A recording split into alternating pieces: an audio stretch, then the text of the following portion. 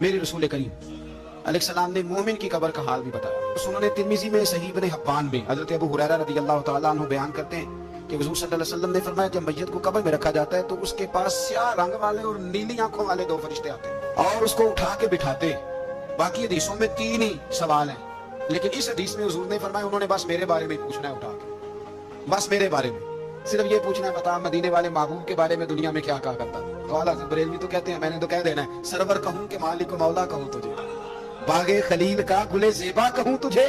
تیرے تو وصف عیب تناہی سے ہیں بری، حیران ہوں میرے شاہ میں کیا کیا کہوں تجھے، لیکن رضا نے ختم سخن اس پہ کر دیا خالق کا بندہ خلق کا آقا کہوں تجھے۔ اور پھر میرے علی شاہ صاحب کہتے ہیں میں نے وہاں یہ کہنا ہے کہ مکھ چند بدر شاہ شانی ہے تے متھ چمک دی لاٹ نورانی ہے، کالی زلف تے اکھ مستانی ہے، مخمور اکھی ہیں مد بریاں سبحان اللہ، ماں اجمل کا ماں اکمل کا ماں اکسانہ کا تے کتھے میرے علی کتھے تیری ثنا، مشتاق اکھی کتھے جاڑی۔ تو نبی پاک علیہ السلام فرماتے ہیں میرے بارے میں پوچھیں گے میرے بارے میں۔ ویسے بھی ایک سوال لازمی ہوتا ہے نا، یہ والا سوال لازمی ہے، من ربو کا پوچھ کے نا تو جنت جہنم کا فیصلہ نہیں، ماں دینوں کا پوچھ کے جنت جہنم کا فیصلہ۔ ہاں بات اگر ختم ہونی ہے تو مدینے والے کے سوال پہ ختم ہونی ہے، اس لیے کھل کے نعتیں پڑھا کرو اور راج کے درود پڑھا کرو، یہ بات یاد رکھیں۔ یہ فیصلہ حضور کی ذات پہ ختم ہونا ہے۔ وہ شکایتیں کرتے ہیں نا لوگ آ کے، تو ایک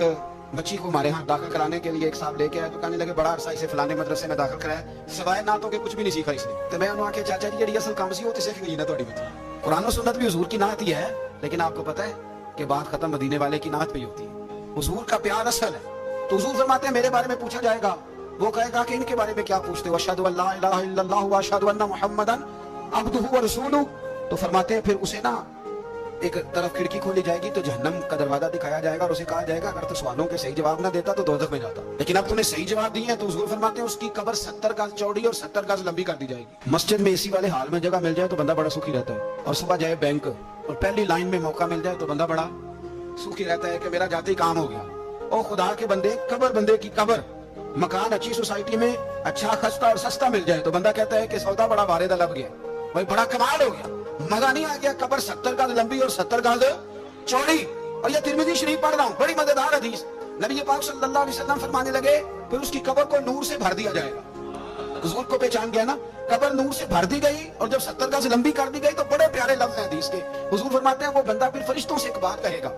عربی میں بھی ہے اردو میں بھی ہے، وہ میرا دل کرتا ہے پنجابی میں بتاؤں۔